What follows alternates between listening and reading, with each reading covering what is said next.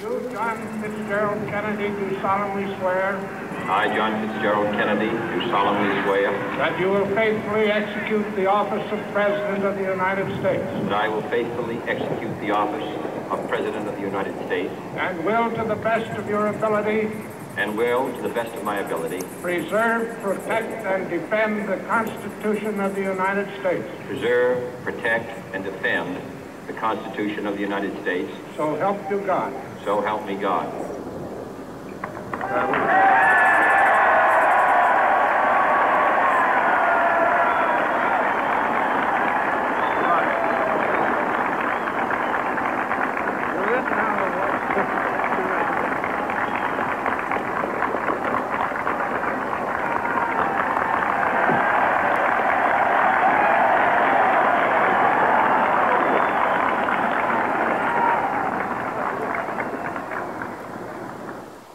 Vice President Johnson, Mr. Speaker, Mr. Chief Justice, President Eisenhower, Vice President Nixon, President Truman, Reverend clergy, fellow citizens. We observe today not a victory of party, but a celebration of freedom, symbolizing an end as well as a beginning, signifying renewal as well as change. For I have sworn before you and Almighty God the same solemn oath our forebears prescribed nearly a century and 3/4 ago. The world is very different now, for man holds in his mortal hands the power to abolish all forms of human poverty and all forms of human life. And yet the same revolutionary beliefs for which our forebears fought are still at issue around the globe. The belief that the rights of man come not from the generosity of the state, but from the hand of God. We dare not forget today that we are the heirs of that first revolution. Let the word go forth from this time and place to friend and foe alike that the torch has been passed to a new generation of Americans born in this century, tempered by war, disciplined by a hard and bitter peace, proud of our ancient heritage, and unwilling to witness or permit the slow undoing of those human rights to which this nation has always been committed and to which we are committed today at home and around the world.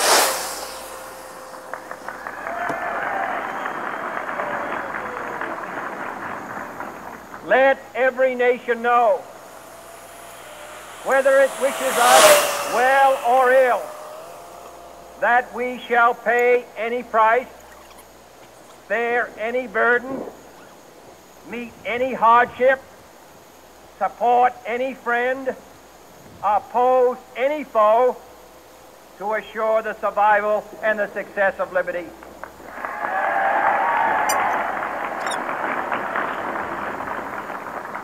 This much we pledge and more. To those old allies whose cultural and spiritual origins we share, we pledge the loyalty of faithful friends.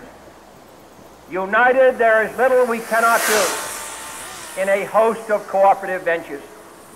Divided, there is little we can do, for we dare not meet a powerful challenge at odds and split asunder. To those new states whom we welcome to the ranks of the free, we pledge our word that one form of colonial control shall not have passed away, merely to be replaced by a far more iron tyranny. We shall not always expect to find them supporting our view, but we shall always hope to find them strongly supporting their own freedom, and to remember that in the past, those who foolishly sought power by riding the back of the tiger ended up inside.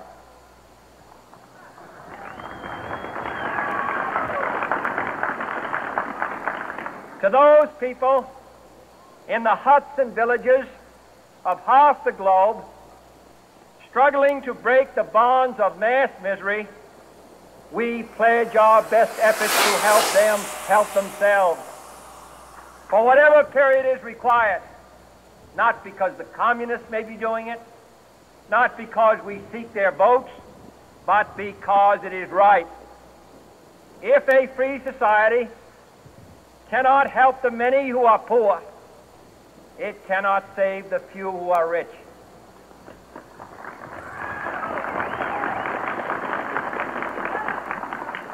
To our sister republics south of our border, we offer a special pledge to convert our good words into good deeds, in a new alliance for progress, to assist free men and free government in casting off the chains of poverty. But this peaceful revolution of hope cannot become the prey of hostile powers.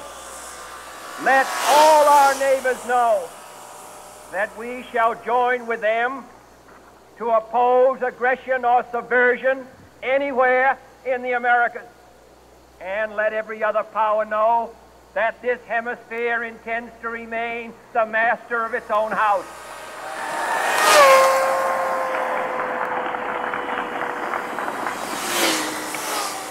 To that World Assembly of Sovereign States, the United Nations, our last best hope, in an age where the instruments of war have far outpaced the instruments of peace, we renew our pledge of support to prevent it from becoming merely a forum for invective, to strengthen its shield of the new and the weak, and to enlarge the area in which its writ may run.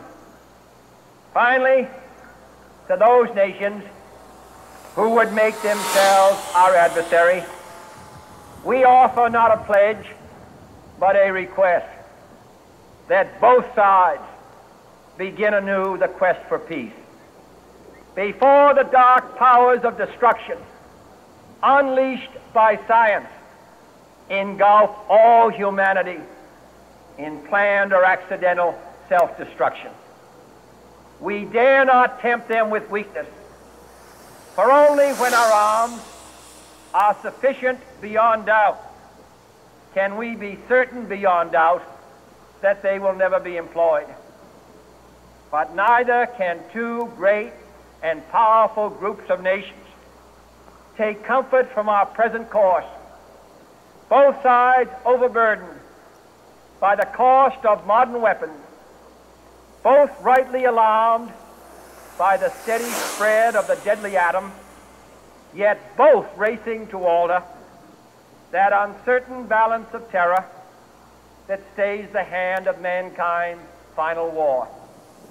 So let us begin anew, remembering on both sides that civility is not a sign of weakness, and sincerity is always subject to proof. Let us never negotiate out of fear, but let us never fear to negotiate.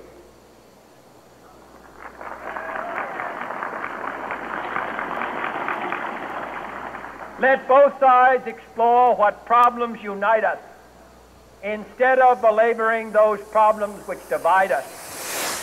Let both sides, for the first time, formulate serious and precise proposals for the inspection and control of arms, and bring the absolute power to destroy other nations under the absolute control of all nations.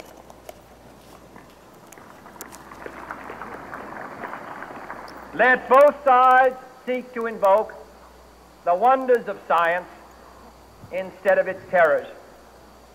Together, let us explore the stars, conquer the desert, eradicate disease, tap the ocean depths, and encourage the arts and commerce. Let both sides unite to heed in all corners of the earth the command of Isaiah to undo the heavy burden and let the oppressed go free. And if a beachhead of cooperation may push back the jungle of suspicion, let both sides join in creating a new endeavor, not a new balance of power, but a new world of law, where the strong are just and the weak secure and the peace preserved. All this will not be finished in the first 100 days, nor will it be finished in the first 1,000 days, nor in the life of this administration, nor even perhaps in our lifetime on this planet. But let us begin.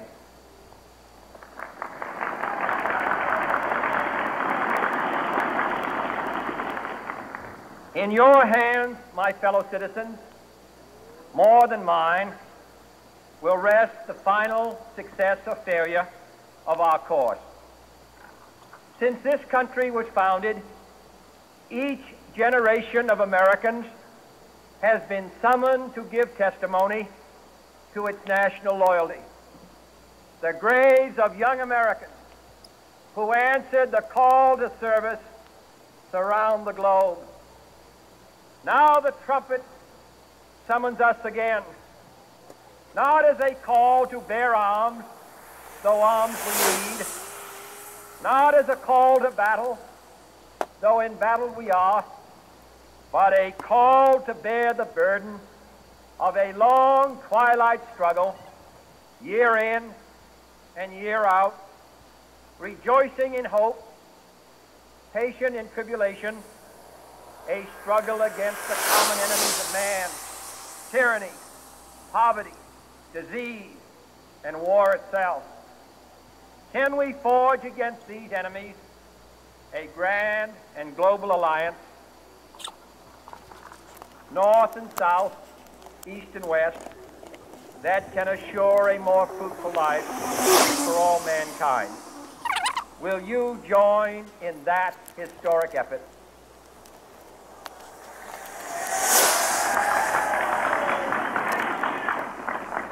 In the long history of the world, only a few generations have been granted the role of defending freedom in its hour of maximum danger. I do not shrink from this responsibility. I welcome it.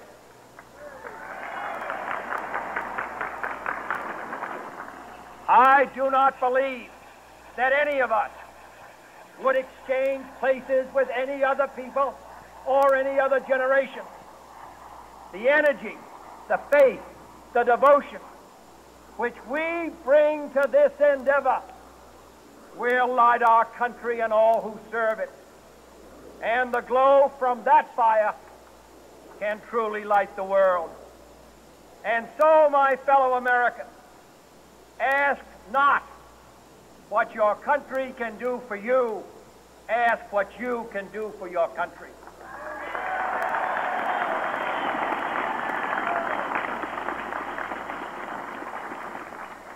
My fellow citizens of the world, ask not what America will do for you, but what together we can do for the freedom of man.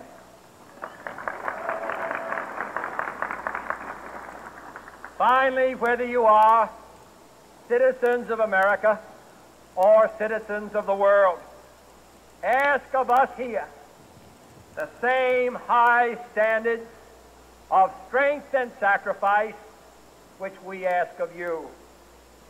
With a good conscience, our only sure reward, with history the final judge of our deeds, let us go forth to lead the land we love, asking His blessing and His help, but knowing that here on earth, God's work must truly be our own.